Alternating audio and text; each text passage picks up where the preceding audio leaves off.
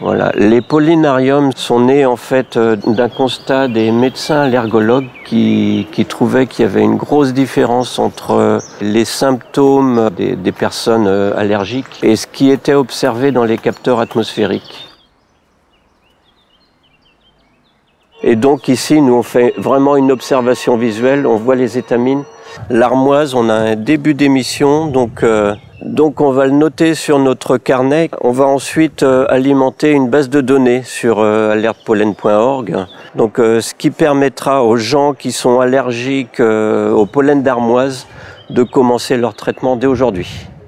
Aujourd'hui, on estime qu'il y a à peu près 10% de la population en fait, qui est allergique. Ces chiffres ont tendance aujourd'hui à augmenter. Certains chercheurs estiment qu'à l'horizon des années 2050, il y aurait pratiquement 50% de la population qui serait allergique. Par exemple, dans le cas de l'asthme, on sait que la chaleur va entraîner en fait une division des pollens, donc ils vont devenir plus fins, ils vont pouvoir s'insérer plus largement dans les bronches des individus et donc développer des nouvelles formes d'asthme. Donc aujourd'hui, on a un système de surveillance en fait de la présence des pollens au niveau national. Et on a d'ailleurs en fait le capteur qui se trouve ici sur un des bâtiments de l'EHESP, donc qui permet d'anticiper effectivement et de prévenir en fait les gens qui sont allergiques.